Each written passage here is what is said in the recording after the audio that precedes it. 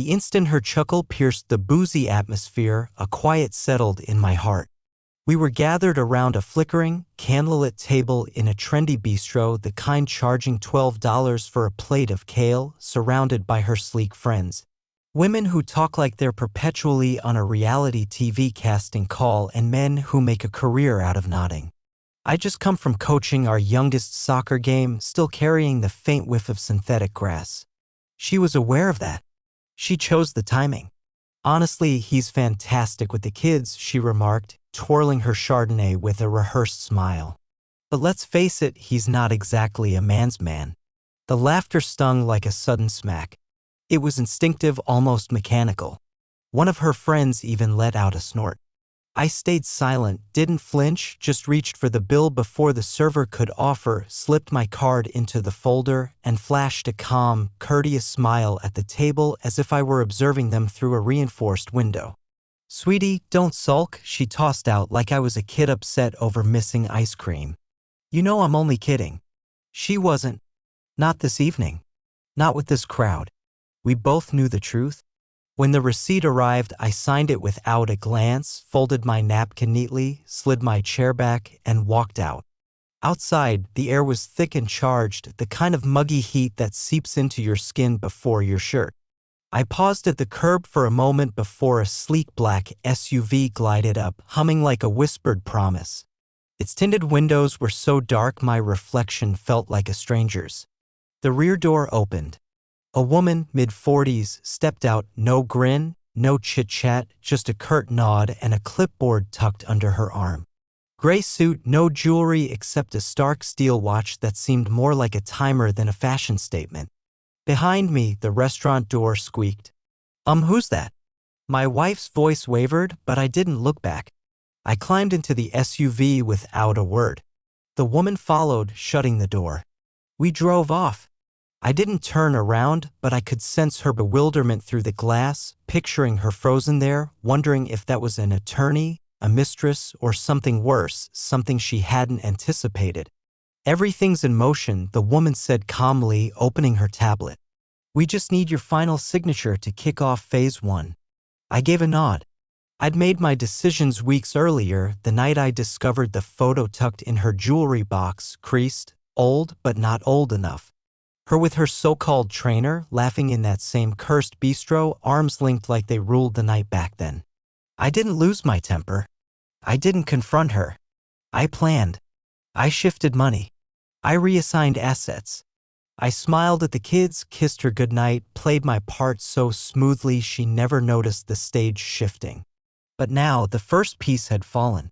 The woman beside me, Emma, senior counsel at a family office so discreet it doesn't even have a website, was my safeguard against every naive assumption my wife ever had about the kind of man I was. "She'll call," Emma said, tapping her screen. "Want me to deal with it?" "No," I replied. "Let her sweat it out." By the time her friends settled their tabs and stepped outside to watch the SUV vanish down Main Street, their smirks would have faded. Whatever excuse she tried to sell, "He's just upset, he's overreacting," wouldn't stick. They saw that vehicle. They saw me climb in, saw a woman step out with documents. In that instant, the vibe around her changed. Something irreversible. I wasn't the gentle, predictable guy who flips pancakes and apologizes for not being thrilling enough. I wasn't the joke anymore. I was the one leaving her stranded in the middle of her flawless little dinner party with her flawless little deceptions. And I wasn't coming back. 3 months before that dinner, while she was downing margaritas with her crew on some beach lined with plastic palms, I was in a stark, windowless office, facing a woman who didn't blink once during our entire talk. Emma, same suit, same tone, same clipboard. "Mr. Thompson," she said, pushing a thin folder across the desk, "I'm sure you understand the pitfalls of unchecked kindness. Let's get strategic." That was the first time I heard unchecked kindness thrown out like a jab. And she was spot on. I'd been generous, foolishly so, but no longer. That day, we started reshaping my entire life on paper. By our second meeting, my name was untangled from every joint account, retirement funds, split, Savings, siphoned and redirected, the house, the car, even the lake cabin we never visited. All moved to an LLC under a trust I'd quietly named after my late dad. She never met him, wouldn't know the name, just assumed it was some distant uncle. She thought I spent Thursday nights at a dad's support group at the community center. I did for 20 minutes. Then I drove downtown, swapped jackets in the car, and took the elevator to the 19th floor of a building with a parking garage that doesn't list tenants. She saw me as the tame weekday husband, the kind you gripe about over wine with friends. She used to chuckle when I organized receipts or tweaked our budget in Excel like I was playing at being a 1950s bookkeeper. "You're adorable when you spreadsheet," she'd say, barely glancing up from her phone. Adorable. Meanwhile, I was tracking every auto payment she forgot she'd set up, subscription boxes, gym memberships, shady Venmo aliases. I knew more about her personal time than she did.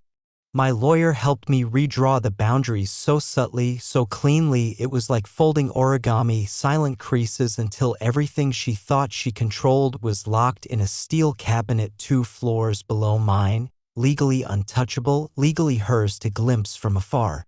We even prepared a power of attorney for an emergency she doesn't need to know about yet. Emma called it a just-in-case lever. I called it a kill switch.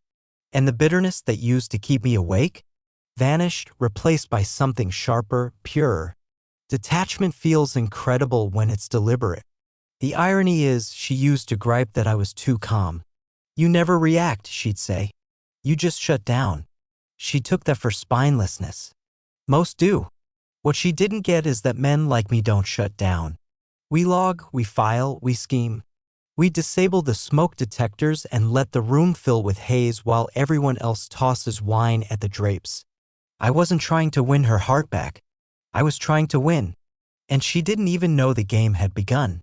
Because in her world, power was loud, flashier jewelry, bolder voices, glitzier dinners. In mine, power was who controls the title and who vanishes first. It started with a buzz on my phone I nearly ignored.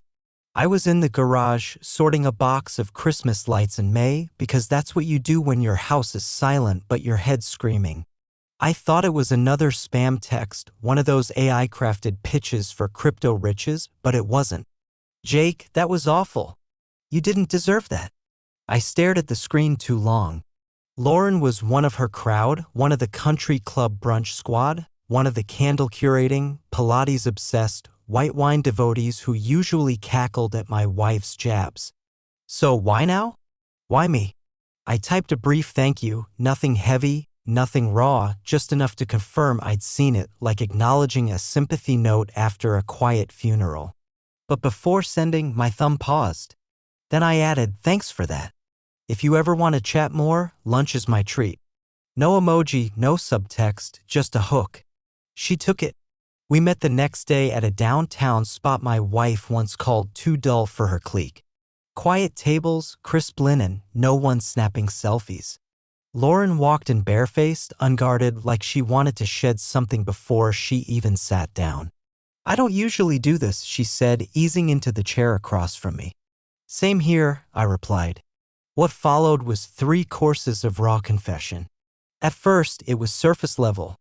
She apologized again for the dinner, said she used to think my wife was just poking fun, that I was in on the gag. Then her voice broke on that thought, like it suddenly felt wrong. But then she leaned closer. "I know about Ryan," she said, glancing over her shoulder. "And not just him." That name hit like a stone I'd already weighed. Ryan, the tennis coach, the one I'd snapped by the pool house. But not just him. I kept my expression neutral, urged her to go on. "She gets chatty when she's tipsy," Lauren said, "at this late-night wine club they do. You weren't just the guy she teased. You were her alibi. You were the security she resented relying on." That phrase lingered. The alibi. I was the reason she could act reckless without shame because I'd be there folding towels, packing lunches, waiting at the airport after trips that weren't always for work. "She called you wallpaper," Lauren said quietly. "Always there, easy to overlook until someone else notices." That cut deeper than I expected. Then Lauren did something surprising. She reached into her bag and slid her phone across the table. Texts, screenshots, photos, nothing explicit, but context is its own evidence. Flirty nicknames from unknown numbers, private jokes I wasn't in on, timestamped girls' nights in cities she never mentioned. She always said you wouldn't care, Lauren murmured. Said you'd never act. I let out a slow breath through my nose and gave a smile, not warm, not cold, just precise. Maybe she's right, I said. But Lauren caught it. The shift. She sat up straighter. You're planning something. I didn't confirm or deny. I just asked if she wanted dessert. She passed, but she didn't leave. We stayed another hour talking about nothing and everything, kids, schools, the way people fake it better than they live. That night, I got home to find my wife on the couch, wine glass in hand, rewatching an old sitcom she called her comfort food. She smiled at me like nothing had shifted, like I hadn't just spent 3 hours with someone who quietly dismantled her entire charade. Good day, she asked. Yeah, I said, leaning down to kiss her forehead. Lunch went long. It did, and every minute was worth it. Thursday, 6:14 p.m. The country club was predictably posh, white stucco walls, over-the-top landscaping, valet staff who looked too pristine to perspire. I parked a few rows back, claiming I was there for a men's networking event, a lie I told myself and no one else. The truth was in the glove box, a compact DSLR with a telephoto lens, half-charged, ready. She said she was sweating it out with the girls. Her words tossed out like she was braving a fitness boot camp of yoga mats and infused water. I nodded, grinned, told her to enjoy. Then I picked up our son, whipped up a quesadilla, and watched him assemble a Lego helicopter sturdier than our marriage. At 6:28, she rolled in. Silver Lexus, same white tennis skirt she wore to look effortlessly wealthy. She didn't spot me. She never scanned her surroundings unless there was an audience to charm. I waited. The trainer showed up 7 minutes later. Ryan, tanned, fit, the type who earns a living tweaking rich women's form and limits. I didn't despise him. That would have been too much credit. I watched them meet at the court, rackets in hand, running drills for 15 minutes, forehands, backhands, sidelong giggles. Even from my distance, it was clear this wasn't a lesson. It was flotation dressed as exercise. At 7:03, they headed toward the pool house. I knew the drill. She once laughed that nobody goes back there unless they're sneaking around or hiding, said it with a smirk like someone who'd studied the layout. I grabbed the camera, lowered the passenger window. No tremors, no fury, just focus. Click, click. They didn't hurry. They didn't conceal. It wasn't some frantic teenage fling. It was a routine, polished, familiar. His hand on her lower back, her fingers grazing his collar. Then the kiss. Click. That image lingered on the camera's display a bit longer. She melted into him like gravity alone wasn't enough to hold her. He gripped her hips with a possessiveness that claimed ownership. I pulled back the zoom, capturing the scene, the club's logo, the parking lot, a sliver of the clock tower in the distance. Details matter when you're assembling evidence. Then I stowed the camera, drove home, didn't talk to a soul, didn't touch a drink, didn't even erase the photos. I just whipped up some mac and cheese. At 9:11, she strolled in, hair swept up, skin radiant from either effort or fulfillment. It didn't matter which. She brushed a kiss on my cheek, light and cheery, like a wife in a laundry ad. Thanks for holding down the fort with the kids. You're a rock star, she said, setting her tennis bag on the counter, as if it didn't carry the weight of her deception alongside her racket. I met her gaze and offered a smile. Not sharp, not sour, just steady. Get a solid workout? I asked. She nodded. We really went for it today. Sure sounded like it, I replied.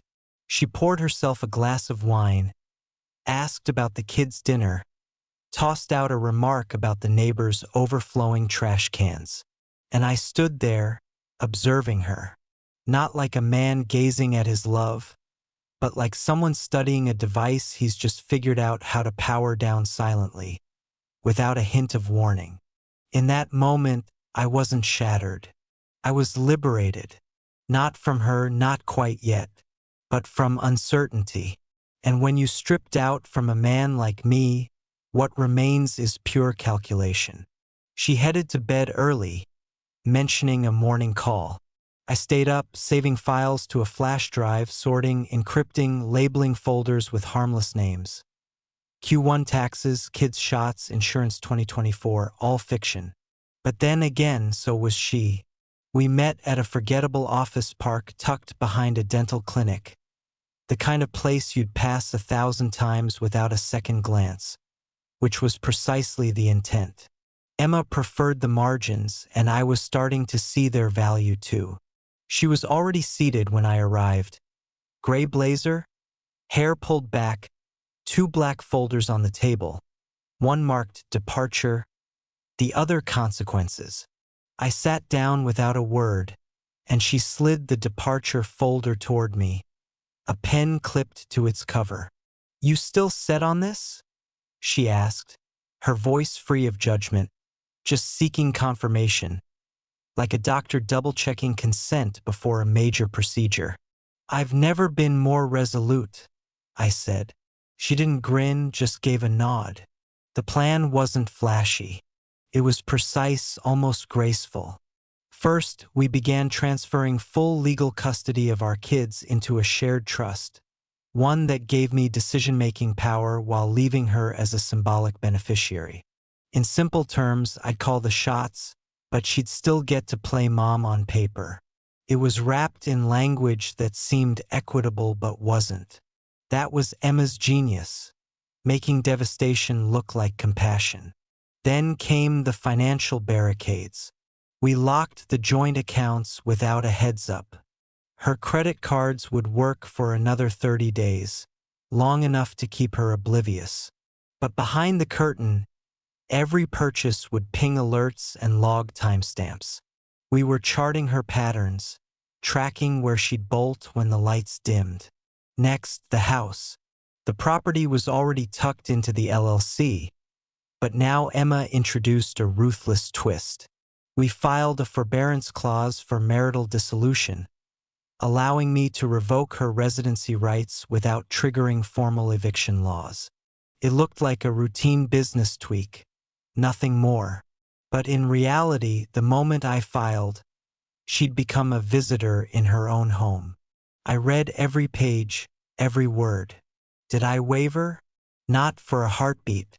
Not after seeing her press herself against another man by the pool house, then kiss me like I was furniture. Not after years of subtle jabs masked as jokes, of her turning my restraint into her spotlight. Emma waited as I signed page after page. The pen felt weightier than it should have. When I finished, she tapped the folder once and said, "You're a glacier now, Mr. Thompson." She only sees the surface. We planned phase 2, the quiet dismantling, shifting the family's digital footprint to a new cloud account, rerouting the kids' school profiles to my email, removing her as the emergency contact, all done softly, seamlessly, without ripples. Erosion by omission. "She'll start asking questions," I said. "She won't," Emma countered.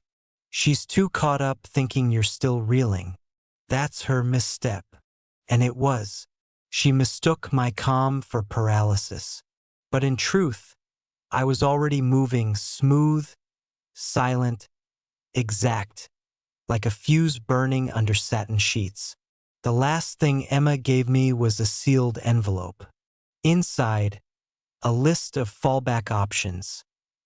Divorce filing venues in 3 states. All no fault, all tilted in my favor, all pre-screened. "One final note," she said, pausing before I stood. "If you want out, we can keep this smooth for the kids," she reiterated. But not for her. There was a beat in me, not doubt, just assessment. "Let her feel every ounce of what she fed me," I said. Emma didn't smile, but there was a flicker of respect in her silence. When I got back to my car, I didn't feel anger. Anger was for rookies. What I felt was framework, clear edges, a blueprint for disengagement. The timer was running. She just hadn't heard the clicks, but she would. It began like all toxic whispers, gradual, unseen, and slipped into idle chatter. 2 Saturdays after the country club episode, she met her friends for brunch, the usual mix of wannabe influencers and midlife crises, women whose pets see shrinks, and one former realtor now peddling confidence coaching. Same spot as always, same overpriced omelets, same forced giggles. But something was off. Lauren showed up late, lip gloss flawless, sunglasses sleek, and, most telling, wearing a smile like she held a secret nobody else knew. She skipped the cheek kisses, didn't fawn over anyone's shoes. She just sat and ordered black coffee. That was the first red flag. Then came the jab. "So, what's your husband's deal, anyway?" Rachel asked, her tone dripping with casual curiosity but edged like a blade. My wife froze, fork hovering midair. "What's that supposed to mean?" she said, playing puzzled. "Like, what does he do?" Rachel pressed. "I just realized I have no clue what he's up to all day. He's always there, but, like, in the shadows. Quiet. Kinda loaded." There were titters, uneasy ones. Another friend chimed in. "Lauren mentioned you two had lunch last week." And that cracked it. A faint splinter ran through her smile. She didn't know about that. Lauren hadn't told her. Lauren, her friend, had met with her husband behind her back. She tried to brush it off, tossed out a quip about Lauren being a softie for lost causes, but it fell flat. Not when Lauren just lifted her cup and said, "He's sharper than you give him credit for. Way sharper." Silence, heavy, suffocating. And for the first time in her polished, curated, Instagram-filtered life, my wife couldn't define her husband because she didn't truly know me. She knew my routine, when I grabbed the kids, when I restocked the fridge, when I pecked her goodnight. But the rest? The office she never visited, the LLC she never questioned, the trust accounts she assumed were joint, she didn't even know my bank. And now her friends were catching on, too. I turned into an enigma in their group chat. A wild card. A man with no online trace, no bravado, no missteps. That kind of quiet isn't just unsettling, it's chilling. Because men like that don't lash out. They orchestrate. That afternoon, she sent me a text. "Hey, you good? You've been super quiet lately." I waited 2 hours to respond. "Just reflecting." She pushed further. "On what?" I left that unanswered. Let her simmer. Later that night, while folding laundry, she brought it up. "So, I hear you're having lunch with Lauren now," she said, aiming for breezy. It came out like someone tiptoeing across a minefield. I shrugged. She reached out. Seemed rude to ignore her. "She's chatting about it. People are starting to ask questions." "That's a change." I raised an eyebrow. "Thought you loved it when people gossiped." She didn't reply. She was beginning to sense it now, that strange void where her influence once held sway. All the little things she'd taken for granted, the sly jabs, the knowing glances from her friends, the quiet prestige she gripped like oxygen, were starting to slip away. And Lauren wasn't circling her anymore. She was circling me, which meant the balance of power had shifted. And my wife, for the first time in years, was realizing she wasn't the center of the universe, just another star dimming in the sky. The invitation arrived via email, not a text or group chat email. Subject: dinner at the Thompsons, Friday, 7 p.m.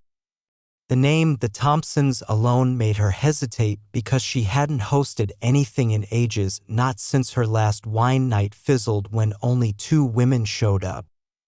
And one bailed early to walk her dog. When she opened the email and saw my name at the bottom, Jake Thompson, her stomach twisted. It was crisp, no nonsense, no emojis or "can't wait to see you" fluff, just an RSVP link and a guest list. She scrolled through it. Her own name wasn't even highlighted, just another entry, and Ryan completely left off. Friday rolled around quickly. She spent hours primping. Hairstyled, makeup precise, perfume bold enough to command the room.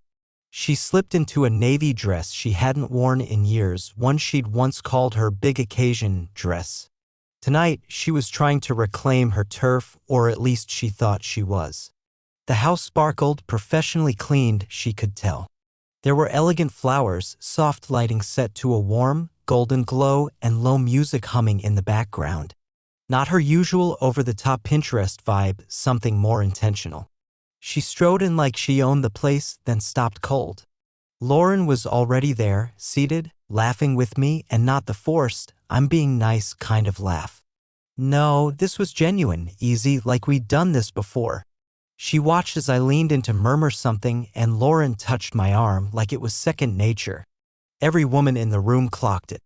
Dinner was served plated, not buffet style, catered but made to look like a home-cooked effort. I chatted with everyone, refilled wine glasses, shared stories, not dad tales, but business ones. I spoke about ventures I'd quietly launched, properties I'd snapped up, deals I'd walked away from. They listened, truly listened.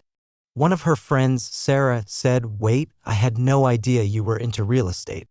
I smiled. Not just real estate, but it's a fun sandbox. That line hit. I saw their expressions shift. The guy they'd once dismissed as the kid chauffeur now had weight, authority, and she was fading into the background like static. She tried to jump in a few times, a compliment here, a weak joke there. Nothing landed. The room had tilted and she wasn't the focal point anymore. She wasn't even on the radar. She cracked when Lauren brought up our lunch again, casually, over dessert. "It's wild," Lauren said. "I always pegged you as a numbers nerd, but you're more like a strategist, the way you think." My wife cut in, voice sharp. "Guess he's reinvented himself. He used to be way less in the spotlight." I turned to her slowly, held her eyes just long enough. "No," I said. "I've always been like this. You just never bothered to notice." The room went still. Someone cleared their throat. She forced a laugh, brittle and thin. "Well, sorry for not realizing I was married to a Wall Street tycoon." I gave a polite smile. "No worries. Not everyone can keep pace." Another beat. Then a chuckle, then another. Lauren hid a smirk behind her glass. The table moved on. She didn't. After the guests left, she lingered in the hallway, heels dangling from one hand, fury simmering in her eyes. "You embarrassed me," she spat. "No," I said evenly, gathering glasses from the table. "You just got a glimpse of yourself from the outside for once." She stood there, frozen in her heels, silent, raw, uncertain. And as I rinsed the wine glasses and she slipped upstairs without another word, it hit me. She wasn't afraid because I'd changed. She was afraid because I hadn't. She was just finally seeing me. I brought it up while we were driving home from a school recital. Our daughter's piano piece had gone off-key midway through, and we were both still steeped in that delicate quiet parents know too well. She sat in the passenger seat, arms folded, staring out the window like the trees had slighted her. "I was thinking," I said, keeping my voice light. "Maybe we take a weekend away. Just the two of us." She turned her head slowly like it might be a trap. "A weekend?" "Yeah, the Haven. That spot in Vermont. You remember? I booked it ages ago, never used it." She blinked. "The Haven? That fancy place with the fire pits and that weird glass library." I nodded. "That's the one. Still good to go." They called about renewing the credit, and I thought, why not? No kids, no work, just us. Maybe it's time we find each other again. She studied me, like she couldn't tell if I was bluffing or broken. Then she smiled, small, puzzled, but genuine. "You're for real?" "I'm putting it out there," I said. "Up to you." She said yes before we hit the next stoplight. The drive-up was filled with safe small talk. She asked if I'd noticed the neighbor's new kitchen tiles. I asked if she'd finally fixed her cracked phone screen. We steered clear of heavier stuff. That was intentional. The Haven was just as she recalled, sleek wooden cabins, plush blankets, meals that looked like a food blog married a Michelin chef. We were greeted with cucumber water and staff who knew our names without asking. That was intentional too. What she didn't know and would never guess was that the Haven was owned by a holding company. That company was tied to a client of mine, a discreet billionaire who owed me a favor and liked the idea of his retreat being used for, let's say, marital clarity. She didn't notice the small details like the concierge skipping ID checks or the fireplace already crackling when we arrived or that our cabin had no visible cameras because the ones that mattered were hidden in the walls, ceiling, and above the bed. Every word we spoke, every touch, every time she dodged the truth, it was all logged, recorded, encrypted. I told Emma I didn't want a messy divorce. I wanted a bulletproof one. That weekend, I gave her every chance to come clean. I asked, do you think we grew apart, or was it always this way? Ever been tempted, even a little? If we started fresh, what would you really want? She answered like she was auditioning for a role she thought she'd already landed. No, never. I'd never do that. You've always been enough. I just got sidetracked. She teared up once at the spa, said it felt like we were finally connecting again. I held her hand across the dinner table, let her laugh into her wine, let her believe. She even initiated sex the second night, slow, staged, like she was playing a part she thought I wanted. I let her finish. Then I rolled over, kissed her forehead, and murmured, "Thank you." She said she felt closer than we'd been in years. I stayed silent because you don't interrupt a confession when the recorder's still rolling. Sunday morning, before checkout, she lounged on the deck with a blanket, sipping espresso like a woman who'd weathered a tempest. This was exactly what we needed, she said. Yeah, I replied, watching the steam curl from her cup. She had no clue what she'd handed me. Every word, every contradiction captured, the fake regret, the subtle blame shifting, the full-on lie of a woman who thinks comfort can erase accountability. She walked into that retreat hoping for a reset. She left with a confession etched in digital ink. We drove home in silence. She probably thought it was cozy. For me, it was the silence of a hunter sealing his gear. The plane steadied somewhere over New Hampshire when I reached into my carry-on. She was mid-sentence, talking about how things felt new now, how she wanted to reframe the past few months as a tough chapter we'd overcome together. She even said fresh start like she'd coined it. I nodded, reached under my seat, and unzipped the bag. Out came a sleek black folder, unmarked, pristine.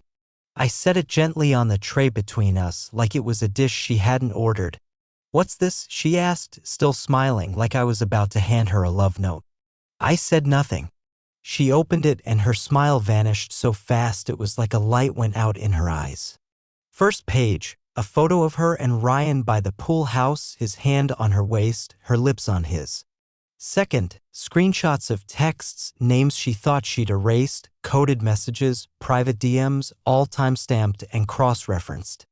Third, the spreadsheet, locations, dates, expenses, plane tickets that didn't match her stories, restaurant tabs, Venmo receipts dug up from the haze. She flipped faster, her breathing shallow. Then the final page, a single line, filing date, next Friday, with a printed copy of the divorce intake form. Her full name, the box checked for irreconcilable misconduct. She didn't speak for a solid 10 seconds. Then, you're filing, she whispered, her voice cracking like brittle glass. I am, I said, calm, almost courteous. I wanted you to know why. She glanced around the cabin. Other passengers were flipping through magazines, watching screens, sipping drinks. We were just another couple flying home until she snapped. You set this up, she shouted, voice cutting through the jet's hum. This whole weekend was a trap. Heads turned. A flight attendant approached warily. Ma'am, please lower your voice. And oh, she yelled, standing, pointing at me. He tricked me. He recorded everything. You've been God, you've been planning this. Row 17 started filming. She was unraveling, eyes wild, mascara streaking from tears she didn't expect. She slammed the folder shut, tried to shove it back at me, but her hands shook too much. You're twisted, she hissed. You're cruel. Who even does this? I looked at her, then at the attendant, now holding a radio and signaling toward the cockpit. I'll need you to sit down, the attendant said gently. Let's keep this calm. My wife was trembling, face red. This was your plan all along, wasn't it? You wanted me to crack, to lose it in public like some lunatic. I faced her fully and spoke like I was reading a manual. You said I wasn't a real man, I said, loud enough for nearby Rose to hear. You were right. I leaned closer, not menacing, not angry, just final. I'm something more. She stared, mouth open, words gone. The folder sat between us like a gravestone. The plane's hum felt louder, like it was broadcasting her collapse in surround sound. She didn't cry again. She didn't yell. She just sank into her seat like someone who just realized the floor had vanished beneath her miles back, and the fall was only beginning. Same restaurant, different evening. This time, the air was crisper, biting, the kind of late fall chill that slices through silk and pretense. I lingered inside just long enough to see the laughter ripple through her new crowd, shallow, fragile laughter that sounded scripted. Her friends clustered around her, sipping drinks with unpronounceable names, dressed for a social battlefield. She looked sharp, deliberately sharp, hairstyled just right, dressed that played modest but knew better. They were dishing about some friend's divorce. She laughed too loudly, like someone fighting to stay afloat. Her smile was automatic, but when the black SUV pulled up again, same model, same low rumble, her entire body froze. I stepped out from the bar's shadows, adjusted my sleeves, fastened my coat. She saw me through the window and went still. Her friends looked too, puzzled at first, then curious, then wide-eyed as they recognized the driver. Lauren was behind the wheel like she was born for it, leather jacket, one hand on the steering wheel, sunglasses low on her nose despite the sun having set. She didn't wave. She didn't need to. I opened the passenger door.